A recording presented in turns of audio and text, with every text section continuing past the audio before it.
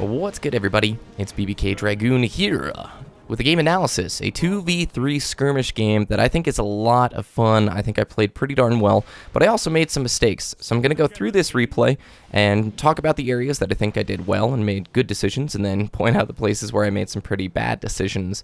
I'm playing with my teammate Mvito. He and I both are communicating, but this whole game is 2v3. We never get a third opponent. Off the break, missing a few snipes, but end up taking out the first player with the Red Death. Those two other players push us with shotguns. I managed to take out one of them as he's focusing my teammate. I panic here, missed 2, 3, 4. I missed 4 bursts in that shot string, so accuracy was not on point at the beginning of the match. But losing the first encounter or the first set of trades is not a huge deal. Split spawns off the start here. I spawned in their original spawn, and my teammate Vito is all the way back in our spawn. He goes down and calls out 2 enemies there, 1 weak, so snipe one, snipe the other while he's reloading. The sniper that I'm using is the Tao Xiaojiang. It's a high rate of fire sniper rifle that you can buy from one of the vendors in the tower.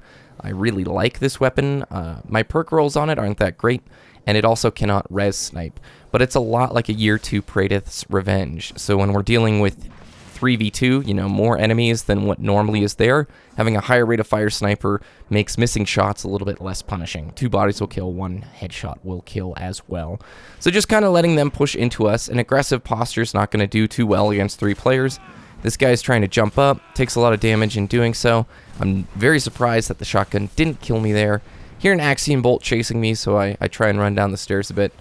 Coming up to revive his teammate, I end up getting the grenade and the shots there to finish it off, and my teammate calls out the last player being Wake in our spawn, and I'm pretty confident with the Red Death that I can take him out.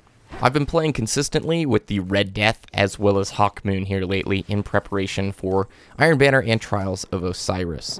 The Red Death, in my opinion, still remains one, if not the best PvP weapon. The Red Death perk, after you secure a kill, your health starts regenning.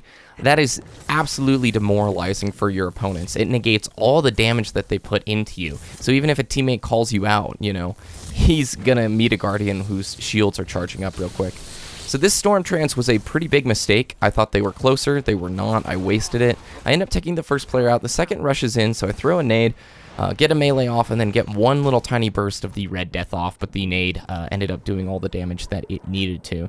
Pretty lucky there with that trade. I've also been playing a lot more with sniper rifles, in particular making it a very clear point to practice. As players in the stairwell, I do not like fighting in the stairwell without a shotgun, so I just tell my teammate, let's back off. We've got heavy spawning in 20 seconds, so let's just set up for it. He ends up coming out onto the floor, kind of gets disoriented and has nowhere to go. It's just a tough place to fight. Second player comes in a little bit too late. We focus our fire down on the 2 of them.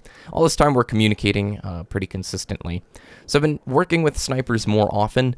I think snipers are exceptionally powerful if you can adapt your playstyle to them.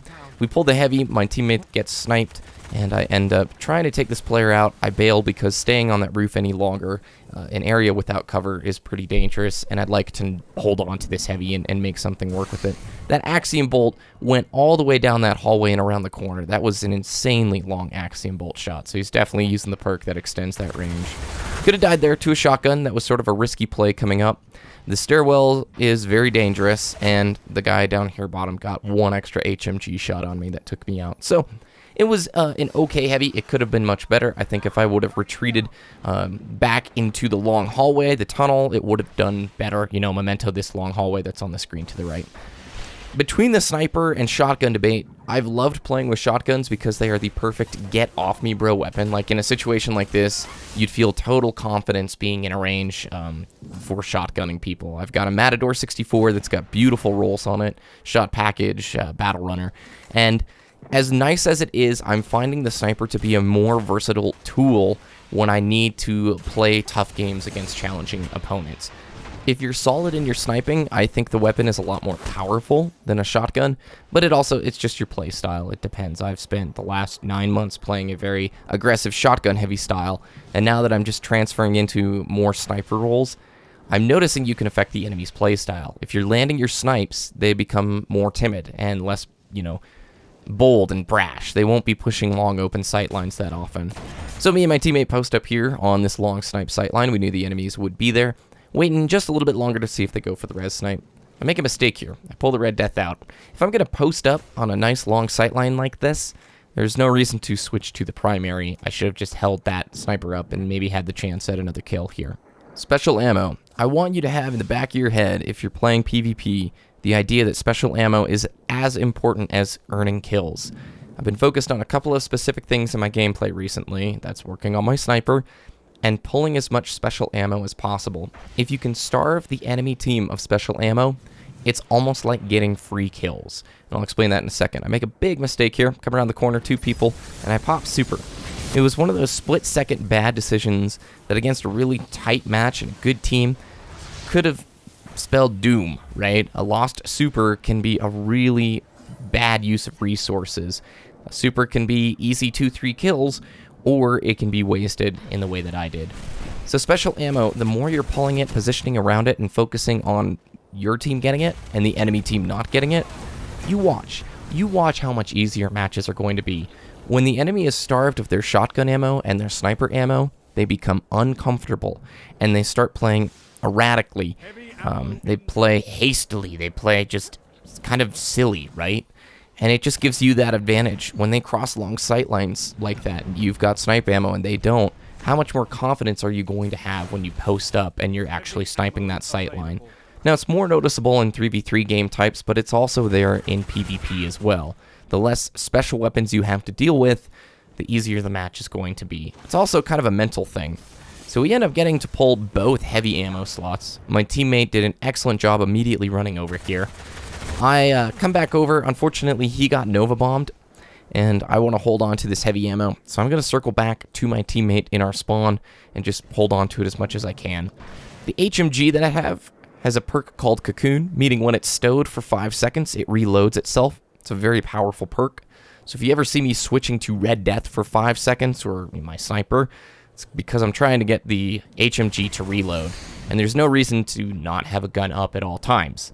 So instead of, having to hit X to reload, switching to my Red Death for 5 seconds, or whatever primary I'm using, I can still attack enemies, I can still sprint, and I don't have to be caught in the middle of a reload animation there. So take 3 enemies out. Unfortunately, that storm grenade got me. I think if I would have stepped backwards instead of trying to run through it, I might have been able to live, but overall my health was pretty low. Solid trade. We managed to pull both heavy ammo spawns and got a few kills out of the deal. Height advantage here. That's the only reason that kill came to be. And pushing in on this sight line can be pretty dangerous. Let's see if this storm trance goes a little bit better. End up getting the assist there. I think I blink forward for a little bit before finding another one of the teammates. 3v3 storm trance I've not found to have insane luck, so kind of another wasted super there. Snipers are excellent at zone control. That's another reason I've been really liking using them lately. So in this situation, a player runs into the courtyard on the floor. I pull out the sniper rifle because this is an advantageous position, and he kind of awards the kill, like popping back out just long enough to throw the grenade. I had more than enough time to get the headshot on the opponent. If I had my primary out, I probably wouldn't have gotten that kill, rather just some damage on him. With snipers, you have to respect their sight line. If you see a good sniper posted up on a nice long sight line, you either need to find another way around him, or you need to be confident enough in your slaying ability to pop out and kill him quickly. A sniper who's already posted up on a sight line has a huge advantage compared to you, who has to come around the corner, scope in, and get that crosshair on him. Red Death, what can I say, man? It's an excellent weapon. Year 2 Red Death, Year 2 Hawkmoon. Oh, I was hoping to get the headshot there. Year 2 Red Death, Year 2 Hawkmoon, I think will be the best weapons in Iron Banner, as well as Trials of Osiris. And it just depends on your playstyle. If you're not worried about, level advantage playlist, the Year 1 and Year 2 versions of both of those weapons are identical. The Year 2 weapons, though, have a higher attack damage stat that's more in line with Year 2 damage stats. So in Crucible, you will be dealing more damage in like Iron Banner and level advantage playlist kind of a thing. So that sniper is like a Praetor's Revenge, meaning fast shots. You can 2-body shot people pretty easily. You will not be able to res snipe. Res sniping is when an opponent is reviving one of their teammates. As soon as their invulnerability window is up, there's a small little time frame where the opponent cannot move, and you can shoot them in the head and kill them right out of the res and go right through the shield that they get for the res. Try to get up close and personal there to get the rocket launcher player to hopefully kill himself at the same time he killed me. Kind of a kamikaze strategy. It didn't work out. He made a good shot. He shot behind me and the splash killed me without damaging him. So it's a smart play on his behalf. In those situations, I wish I had a shotgun with me.